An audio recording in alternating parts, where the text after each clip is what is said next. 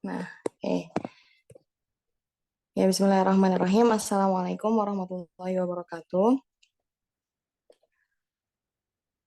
Kami dari kelompok 7 mata kuliah PMPG akan mempresentasikan tentang Developing Teaching Materials in Practice atau mengembangkan bahan ajar dalam praktek yang diampu oleh Ustadz Ahmad Nur Rahim LC MPDI. Oke, di sini kami beranggotakan 7 orang. Yang pertama ada Mbak Rahma Azizim Meliasani, kemudian ada Mbak Dewi Rahmawati, Mbak Artifah Tomi Rahmawati, Lina Safana Tunisa, Tiara Destiana Fitri, dan saya sendiri Nadia Syifaul Umar. Selanjutnya akan disampaikan oleh Mbak Tiara.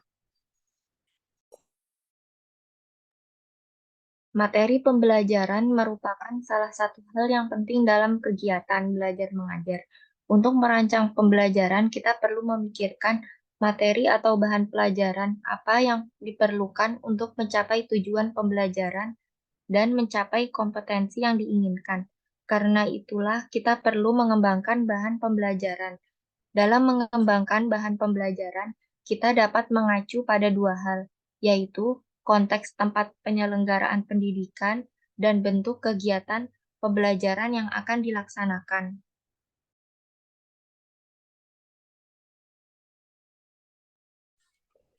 Ya, terima kasih Mbak Tiara. Selanjutnya akan disampaikan oleh Mbak Rahma. Kemudian, hakikat materi pembelajaran.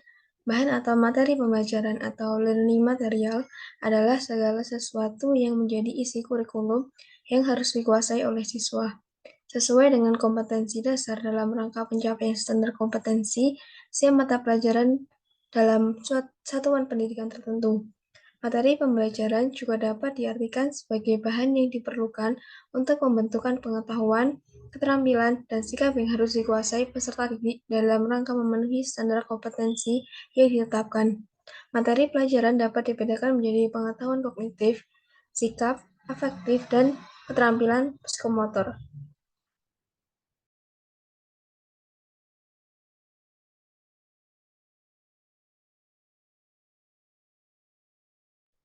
Ya, selanjutnya akan disampaikan oleh Mbak Dewi.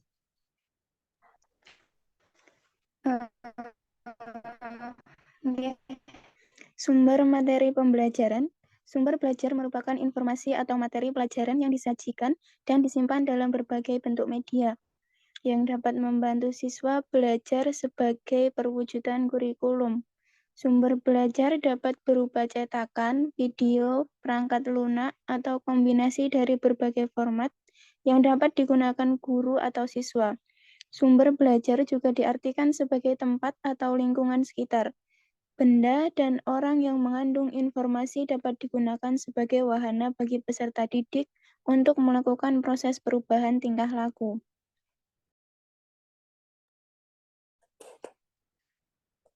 Baik, terima kasih Mbak Dewi. Selanjutnya akan disampaikan oleh Mbak Zizi. Pengemasan materi pembelajaran. Pengemasan materi pelajaran dapat dilakukan melalui pengembangan bahan ajar.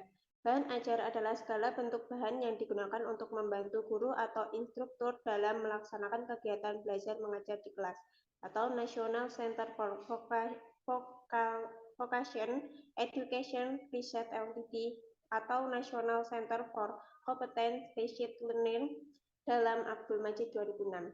Bahan ajar memungkinkan siswa untuk mempelajari suatu kompetensi dapat dasar secara runtut dan sistematis. Ada beberapa pertimbangan teknis yang perlu diperhatikan dalam mengemas isi atau materi pelajaran menjadi bahan ajar. Di antaranya adalah: pertama, kesesuaian dengan tujuan yang harus dicapai. Kedua, kesederhanaan. Ketiga, unsur-unsur desain pesan.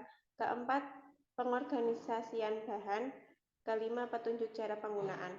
Pengemasan materi dan pesan pembelajaran melalui bahan ajar dapat dilakukan dengan berbagai cara, baik itu visual, audiovisual, atau cetakan.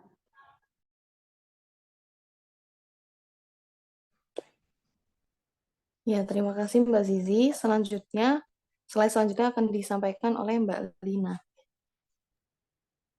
Yang selanjutnya yaitu tiga bentuk kegiatan pembelajaran dan bahan pembelajaran masing-masing. Yang pertama, pengajar sebagai fasilitator dan mahasiswa belajar sendiri atau sistem pembelajaran mandiri. Yaitu dalam bentuk pembelajaran ini, pengajar bertindak sebagai fasilitator, sedangkan mahasiswa belajar sendiri. Bentuk kegiatan pembelajaran ini disebut juga belajar mandiri. Dalam belajar mandiri, mahasiswa menggunakan bahan belajar yang didesain secara khusus. Yang kedua, pengajar sebagai sumber tunggal dan mahasiswa belajar darinya. Yakni, bentuk kegiatan pembelajaran yang menempatkan pengajar sebagai sumber tunggal disebut pengajaran konvensional, di mana guru sebagai satu-satunya sumber belajar dan bertindak sebagai penyaji isi pelajaran. Pengajaran ini tidak menggunakan bahan belajar apapun, kecuali garis-garis besar isi dan jadwal. Beberapa transparasi, lembaran kertas yang berisi gambar, bagan, dan formulir-formulir isian yang digunakan dalam latihan selama proses pengajaran. Kemudian yang ketiga, pengajar sebagai penyaji bahan belajar yang dipilihnya disingkat pengajar bahan siswa atau PBS. Kegiatan pembelajaran PBS menggunakan bahan belajar yang telah ada di lapangan. Bahan belajar itu dipilih oleh pengajar atas dasar kesesuaiannya dengan strategi pembelajaran yang telah disusunnya. Pengajar menyajikan isi pelajaran sesuai dengan strategi pembelajaran yang disusunnya dengan menambah atau mengurangi materi yang ada di dalam bahan belajar yang ia gunakan.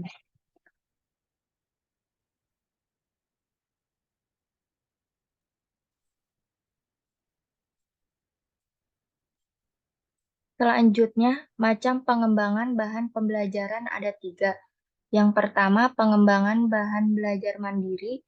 Yang kedua, pengembangan bahan pengajaran konvensional. Yang ketiga, pengembangan bahan PBS, pengajar bahan siswa. Ya, baik. Cukup sekian presentasi dari kelompok 7. Kurang lebihnya dari kami mohon maaf. Wassalamualaikum warahmatullahi wabarakatuh.